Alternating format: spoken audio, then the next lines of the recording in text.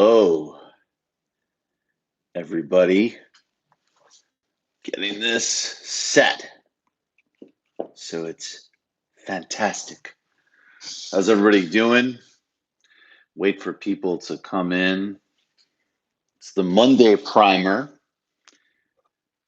Doing as usually now 2 of these a week. I've been keeping this up for a little bit with a primer on Monday and a news review on Friday or Sunday. Hey Kennedy, how you doing? Hey guys, welcome. Kowalski, I love it.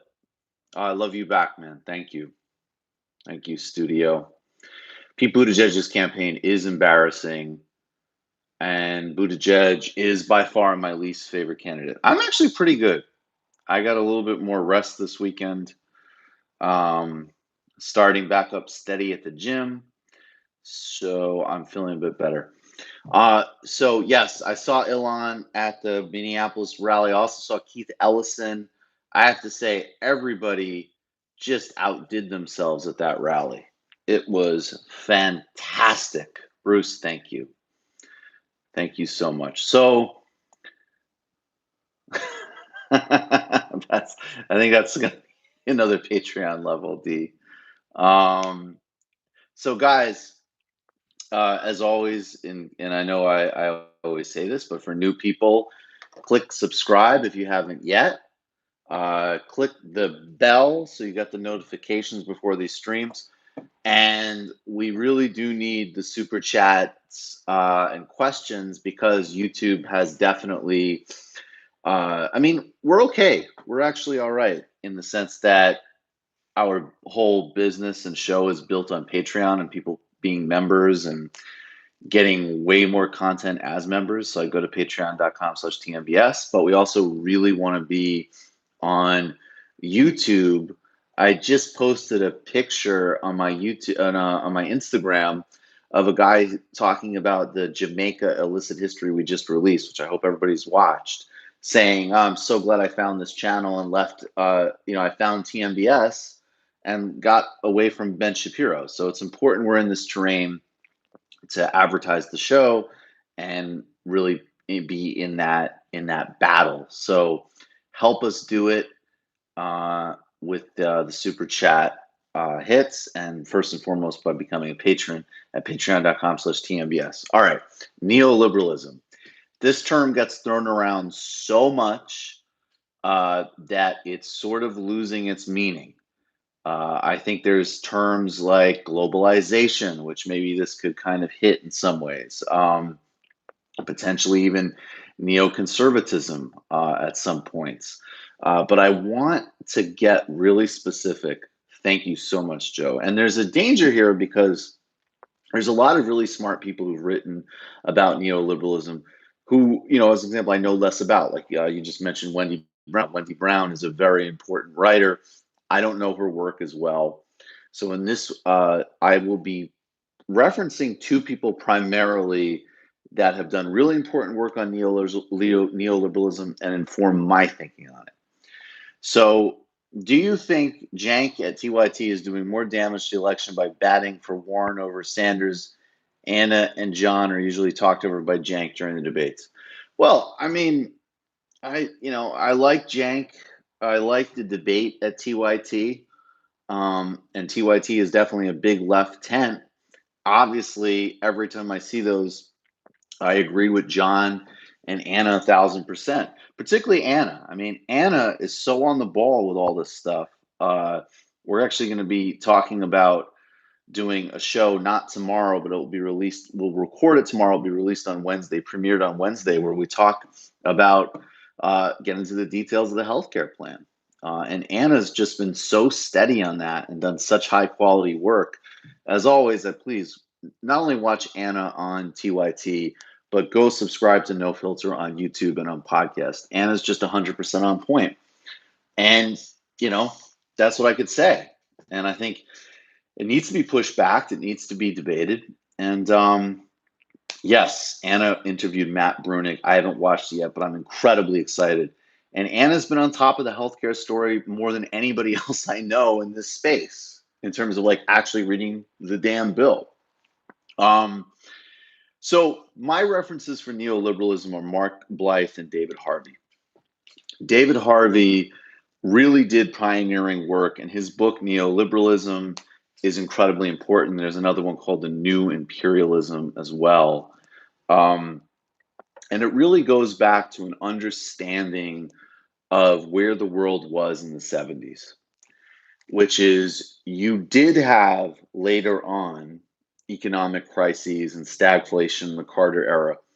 But starting in the early 70s, you do have this sense amongst the capital class that there's a lot of momentum on the other side of the equation in Harvey's writing. So he's connecting disparate threads from anti-colonialist liberation movements across Africa, Asia, Latin America, which have nationalist aspirations and almost always some type of Marxist discourse and socialist politics. And that implicates what already was, not in the same accelerated way, but obviously a global hegemonic order, and also one's, perceived in the West as different sides of the Cold War. We will do a show in the South, I promise. I definitely want to get down south.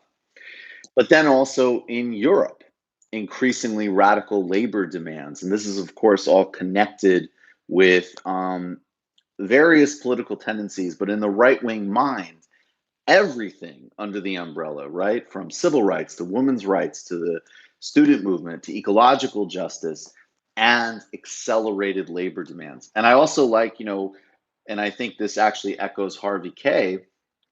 Harvey also includes many of the incredible progressive reforms in the United States, right? I mean, you're talking about A. Philip Randolph and MLK dismantling American apartheid and also having an agenda on labor and redistribution, as well as in King's case, anti-imperialism and anti-US genocide in Vietnam. And then even into the Nixon era, we all know that in fact, Nixon was able to, because of the political context, Nixon gave in on various worker regulations, on spending, and on the Environmental Protection Agency. So Harvey sees neoliberalism, there's currents leading up to it. I go back to things like the Mount Pelerin Society and Milton Friedman and all of these extremist far right thinkers sort of sitting in the wings. And I also recommend Nancy McLean's Democracy in Chains work on this is really important. And then also Quinn Slobodian's Globalists have some important lessons on how that kind of market fundamentalist movement shaped globalization as a bureaucratic process, not a liberatory one. But in the early 1970s, there's the Powell Memo, which is authored by a guy who goes on to sit in Nixon's Supreme Court. There's also a memo that comes out of the Trilateral Commission that Harvey K talks about that really say that basically, like, look, the capitalist class, that order is on the back foot.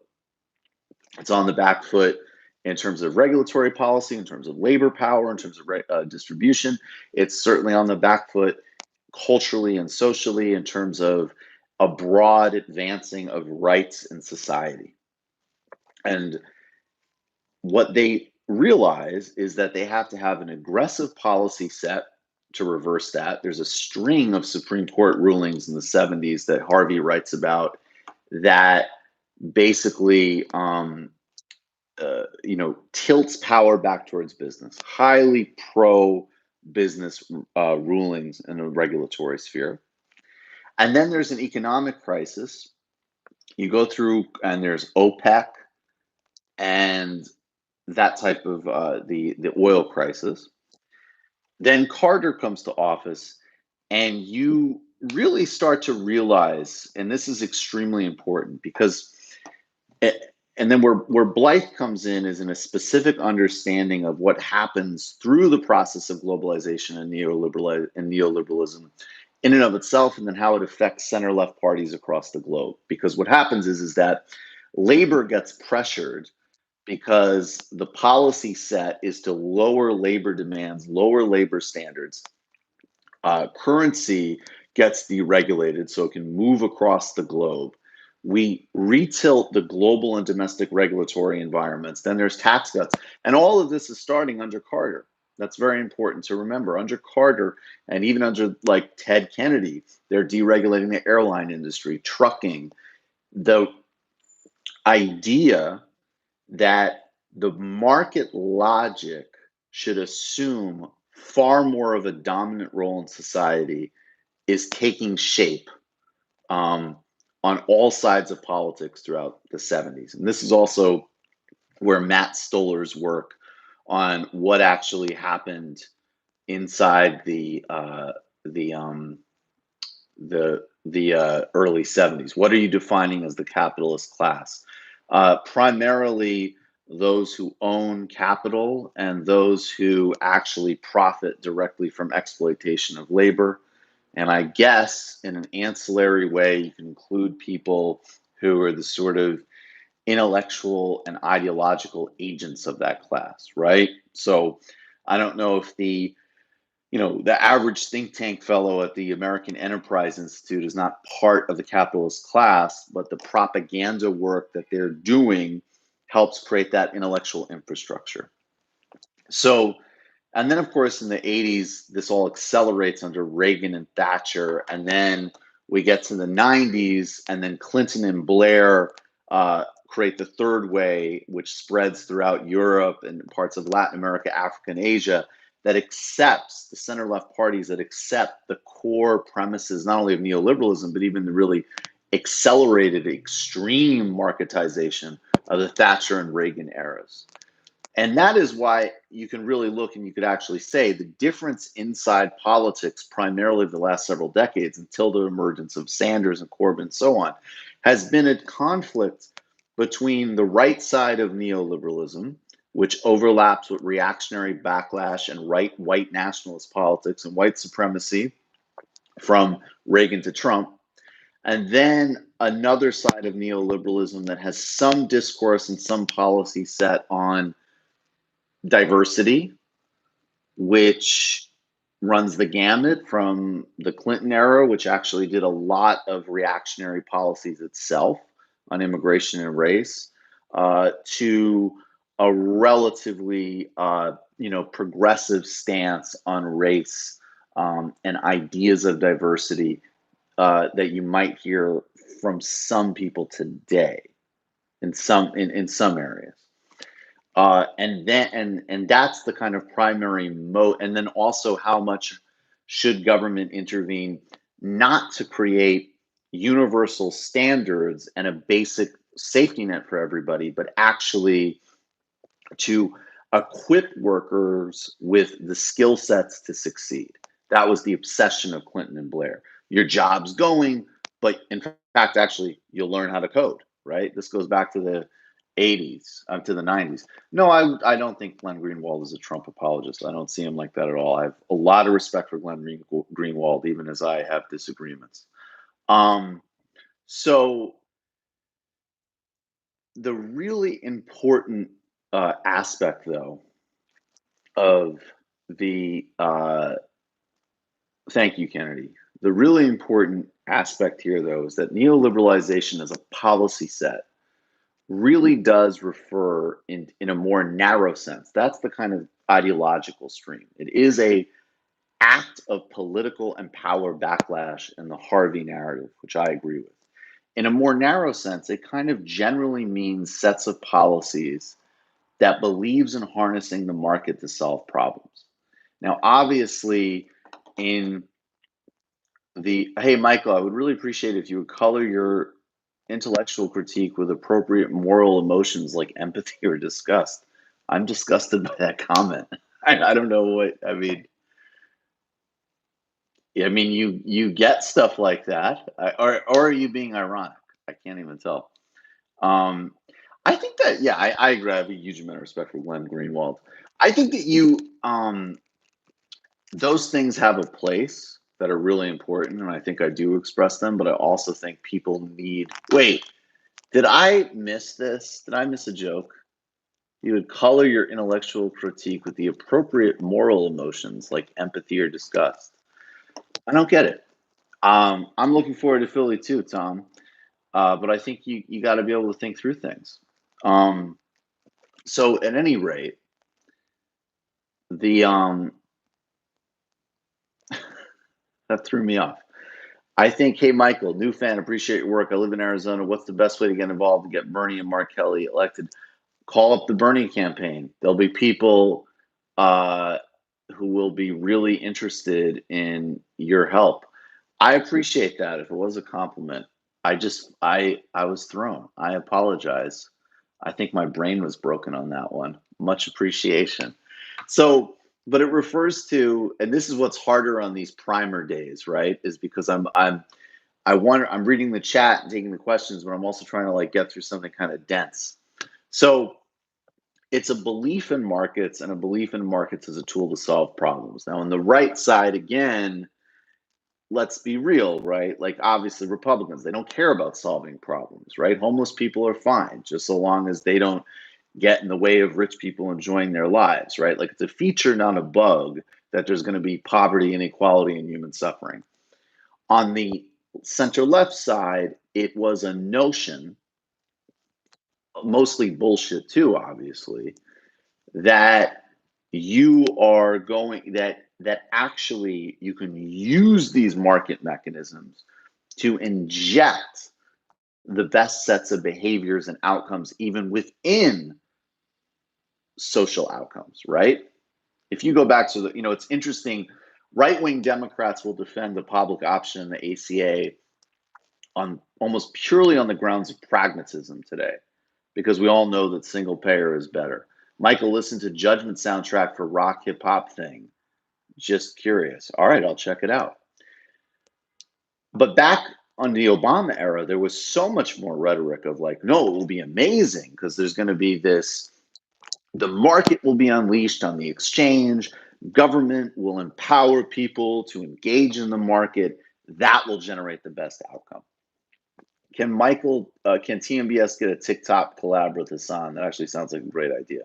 A lot of problems with Warren's healthcare plan to fund, but props for implement wage compression between primary care and highly paid specialist. Thoughts? I don't know enough about that at all. I'm just really concerned about the head tax. I think including immigration reform in it seems very cynical to me. But the head tax, I mean, is ridiculous. And she's going to lose on that politically either way. What are your thoughts on some leftists not wanting to work with social democrat leading liberals in a broad coalition to fight the right wing? Get real. I mean, look, certainly when it comes to things like electoral campaigns, people need to be in a much more grounded sense of reality in terms of coalition building. So neoliberalism really doesn't just refer to Democrats or people that you don't like, who are corporatists, or, like there might be people whose policy set is not neoliberal at all, but they might be people who, as an example, don't believe in enhanced labor power, or they don't actually want to really do a bottom up theory of change, but they might understand and support a whole set of policy interventions that don't involve marketization. And if you really get into the reading, I mean, on the right, it's kind of obvious they want the markets to take over absolutely everything. But even if you really go back into the 90s and you look at what people in Clinton and Blair were talking about, and it wasn't just cuts, they certainly cut, although actually the Blair government invested a lot in public services, certainly more so than Clinton. But they injected all these ideas of let's have market competition inside the NHS. So it really refers to, and I hope I've gotten across, a backlash of power, of people in the capital class and those adjacent to them saying this is really getting out of control in terms of labor power, as an example. And then it refers to an ideological and policy set disposition that looks to harness markets and public-private partnerships always. Now, of course, that naturally intertwines with oligarchy and corruption, but it's bigger than that, and it's more specific, and it helps with our precision of how we use that term. We have a far-right government in Australia seemingly emboldened by Trump. My belief is the Sanders presidency can help push back against the extreme right globally. Do you agree? I agree 1,000%. Can you give my dog Hank a shout out? Shout out, Hank. What kind of dog is that? That's awesome. I love dogs. I hope one day I'll be able to get a Rottie like I grew up with. I don't have the shout out music on my phone. We'll try to remember for tomorrow. Just bought Philly tickets for me and my mom. See them? That's awesome. I cannot wait to see everybody in Philly with Crystal Ball, Artesia Balthrop, and Emma Vigeland. That is going to be a monster show. I hope that was helpful. I hope that that got some good ideas from in terms of how to articulate some precision about neoliberalism. Because on the flip side, we shouldn't allow liberals and centrists to discredit that term. It's a serious, important analytical term. Luke Savage has a great piece about it in The Jacobin. One more distraction, and I want to hear the primer. You should come to Columbus, Ohio with Brett Payne and Brian Quimby from Street Fight Radio. Let's do it. I would be totally down to do that. I would be totally down to do that. I'll take now, of course, some more super chat questions and comments. Search for the Damon album, calling Tony Blair evil after Blair invited British rock stars to number 10. I would totally, that sounds hilarious. Come to Phoenix before it becomes uninhabitable. Jesus Christ. I actually really like the idea of a show in a place like Columbus. Glad to know you're a Hitchens fan, just wondering what your favorite books of his are. Well, I mean, Hitchens is a mixed bag, obviously. My favorite book is probably The Trial of Henry Kissinger, and then there's some collections of his essays from the Nation era, whose titles I'm not remembering. But the thing is, like, Hitchens as an orator, I can just sit and watch him do old C-SPAN appearances, and they're incredible. Trump versus Biden is 10 rounds, 10 rounds in the ring. Who you got, Brooks? Physically, Biden. Trump's just so, I don't know. I don't think he could do it. Thanks for helping convince me. A previous centrist Pete supported a vote for Bernie. Shay, awesome.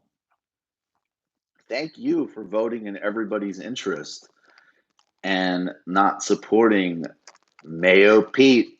It's Mayo Pete, folks, and it's not good. Not good. Mayo Pete, not good. I've done a lot of coverage on Chile, Lebanon, Iraq, Haiti. Tomorrow at 6 o'clock, we're doing a pre-stream with Kim Ives of Haiti Liberté because I want to get deeper into the Haiti situation.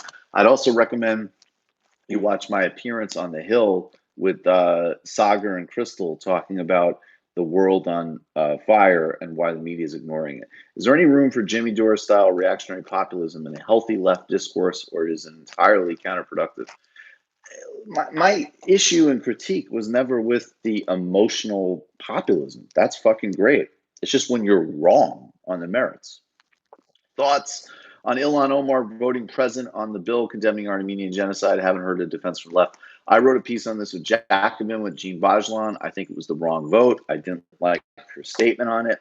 I also still think, and have disagreements with her, I also still think Ilhan Omar is obviously a fantastic, incredible leader doing so much right. I have huge respect and solidarity with her, and that some of those votes, certainly the Armenian genocide ones, are grounds for strong critique. Although she did talk about and acknowledge specifically the Armenian genocide at the rally in Minneapolis.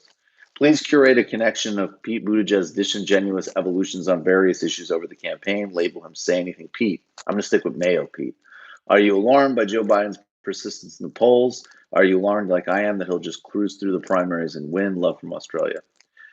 Can Corbyn win? We will win. Will he win? He can win if people get the fuck out there and work for him and realize what an incredible opportunity this is. Corbyn or Bernie, who's your favorite? Well, I love them both, but it has to be Bernie. It's just hometown stuff, although obviously Lula's the favorite. Look, it does concern me Biden's poll numbers are still up, although I have to say I'm someone who's never, ever, you can go back. I was on the damage report with Anna and John the day after he announced. And I said, look, just because all of us understand that Joe Biden is a credit card company hack who, was part of all of the failures of the Obama administration and all the corporatism and, supported the invasion of Iraq and, I mean, just and the drug war. I mean, Joe Biden, just the parade of horribles. Joe Biden is absolutely awful. He's in many respects embodiment of multiple ways that the Democratic Party is wrong. He's got a certain charm. He speaks to a lot of normal people, particularly older folks across the board, and he's formidable as hell. On the flip side, and I saw somebody just said this, Trotter 6'4", yeah, his numbers in Iowa are really bad, and when those votes come in, that changes the dynamic. So I think South Carolina might be a little bit of a firewall, but he loses New Hampshire and Iowa, then momentum just becomes real hard. Bernie 2020, thanks for the good work. Thank you so much. But I was never bullish about Biden just being out like that. I think that Biden is, he's in the game. Bernie 2020, thanks for the good work. I think you sent that twice. So yeah, that's my thought on Biden. I thought that in addition to the policy being wrong on the head tax that Warren put out, that's the very regressive option. Now, look, overall, she could have gone, considering covering Bulgaria, I highly recommend Kevin Booth's new documentaries about the shadow of Sophia. I would love to watch that. Where can I watch that? That sounds really interesting. There's plenty of other places that we will be covering in the future, particularly more places in Asia. Guys, if you haven't yet, become a patron, watch the Slavoj Žižek and Adolf Reed Jr. interviews, though. Those are two of the most important interviews. They were fantastic. Those hoodies are going to be dropping in a matter of weeks. So, yeah, I mean, I think, as I say, I think that RATM is coming back, meaning to play at a rally. Oh, Rage Against the Machine. That would be awesome. I'm British, but based in Berlin. Used to live in the U.S., but I want to campaign for Bernie in Germany. What do you recommend? Can I do it? Well, I would say if you're British, you should, take advantage. Look, it's the next several weeks. Get on the Labour Party website, see what you could do, and imagine that there's phone banking for the Labour Party and for Corbyn, just like there is over here. That election, I mean, it's an uphill battle. A lot of idiots will, do the Lib Dem bullshit. There's always the reactionary impulse with the Tory Britain.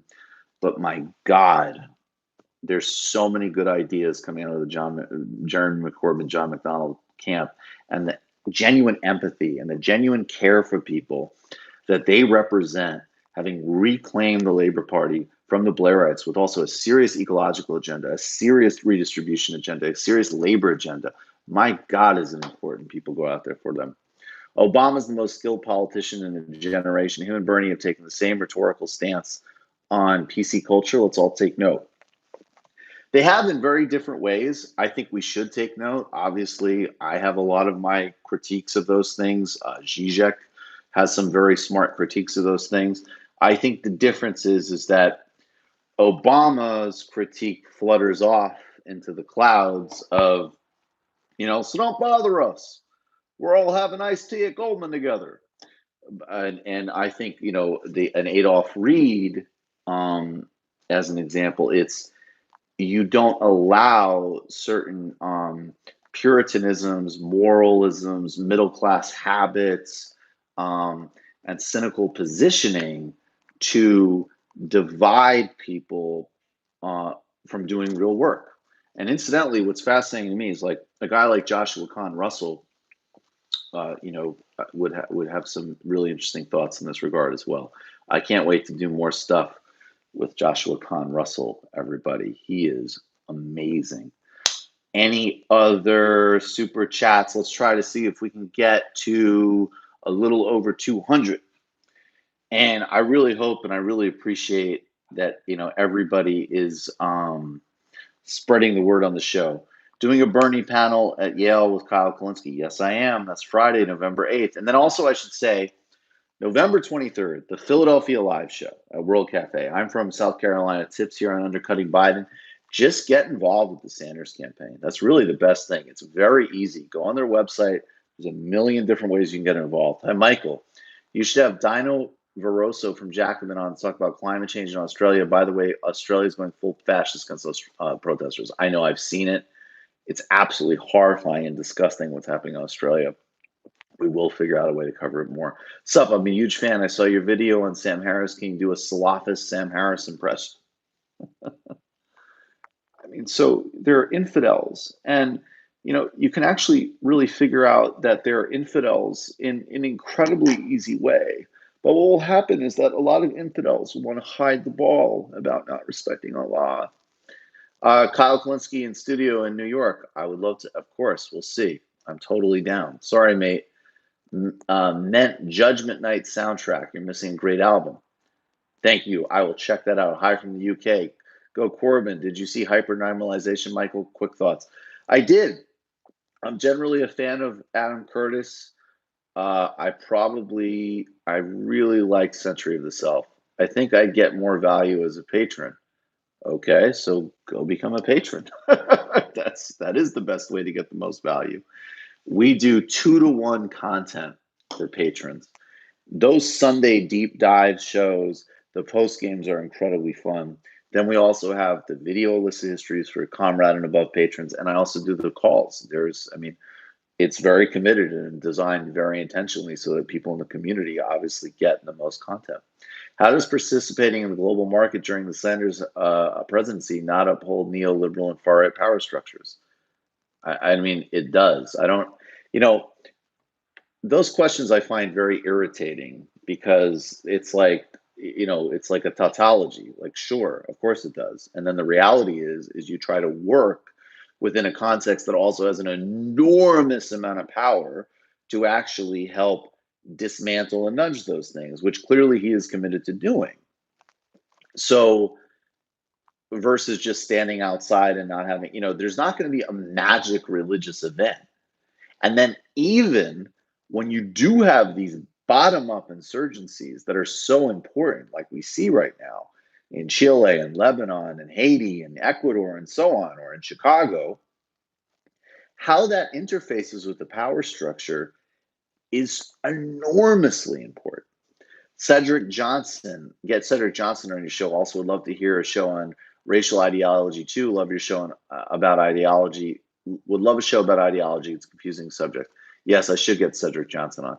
Joshua helped me with my mission against Sackler Association with my school. Joined the group that's been pressured the university into getting a big investigation.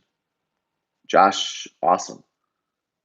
That sounds great. I guess cool. A retract super trap. So yeah, anything else, guys? I would totally support Killer Mike for Secretary of Defense. When is the European event coming? I'm honestly working on it. I really know that TMBS needs to go to Europe. I also want to do like a TMBS in Jamaica or something. That'd be dope. Any other questions, guys? I appreciate your Harris and Yang impressions are the same. They're basically the same. Well, I mean, Yang's a little bit more like, so yeah, so what we thought was thoughts on Tim. I have no thoughts on Tim Canova. So what we thought was that actually we'd support the spirit of the policy. I don't know. Let's see. MCR. What is MCR? My geography professor dunk on neoliberalism. Profs dunk on neoliberalism. Great primer. You talking about David Harvey? All right, guys. Nina Trump voice. Come to Denver. I would come to Denver. Need a Trump voice. Well, it's going to be a fantastic show, and everybody knows it. And frankly, we're going to be watching it very strongly. Sam Cedar, your Sam Cedar Jewish impression is my favorite. It's a pretty good one, especially because Sam's kind of like, I don't like it. God damn it. Are you going to LA soon? Yes, actually, I just found out. In fact, I'm going to be on the Young Turks, I believe Thursday, I want to say 15th. Or no, Friday of that week, I will be on the Young Turks. I'm starting a DSA chapter at my high school. Any advice in my first meeting topics? Bernie versus Warren talk for the VA primaries. I mean, you would know your environment better than me, obviously. I mean, obviously, the most important thing right now is organizing for Bernie, other than, local issues that I may not know about, right? If that comes up, wherever I go, I make the case for the no-brainer candidate who everybody should vote for. I mean, I think a lot of energy could be saved across the board if there wasn't, so much jumping through hoops and we just got back to basics in terms of supporting Bernie. I was just reading Bernie's workplace democracy plan. I mean, that alone, give me a fucking break. The weed plan that says of course we're going to legalize marijuana, but then we're going to expunge people's records. And then, because we see that in states where it's been legalized, it has become a monopoly and more corporate trash. We're actually going to invest in neighborhoods that have been racially affected by the drug war to, in fact, help people create small businesses in the industry. I mean, come on. LeBron. Actually, you know what? No, I take that back. MJ. I love them both, but no, MJ. Do go to Denver. Do you think the American empire will be useful to Sanders to create a new world order based around labor solidarity, since the far right really couldn't oppose it? Well, the far right certainly would oppose it. And the global capital class from Manhattan to Moscow to Dubai. But I do think, and this is, following Daniel Bessner, the great Daniel Bessner, that the reality, there is going to be a necessary set of left policy positions. And so, yes, of course, the enormous institutional power of the presidency can be used to exert pressure for labor power, for ecology, and all of these things through diplomacy and through things that we haven't even considered before. Great content, Michael. Can you do a left-wing Limbaugh, por favor? I don't really have a Limbaugh impression. I don't know. What is he's like? My friends, the issue that we're going to be talking about today is labor surplus value. I kind of missed Rush. I mean, Rush still matters a lot, but Rush is in a very old ecosystem, kind of like his rapidly failing body. But yes, so hopefully I answered your question, Kowalski. Although I do think, look, there is going to be enormous pushback against any Sanders agenda, domestic and certainly global. And also, in fact, and I wish this term wasn't destroyed, but there is a deep state. And it's not that complicated. I mean, there's an intelligence industry apparatus that has an enormous amount of power and does preside over a global war machine and does have a total disregard for our civil liberties, right? Why are Democrats afraid to ask the middle class to lift a finger for a poor? Elizabeth Warren's Medicare for All seems in this vein. Tomorrow's opening commentary is comparing Bill Clinton's 1992 campaign and Elizabeth Warren's current campaign. And the through line is an obsession with the rhetoric of the middle class. And there's some very, very understandable sociological. Will Chomsky play a role in the Sanders administration? I mean, probably not a direct role, but I mean, it will be different to have a president who knows Noam Chomsky. But what I was saying was the enormous, I just actually, unfortunately, just totally lost the thread of what I was going to say.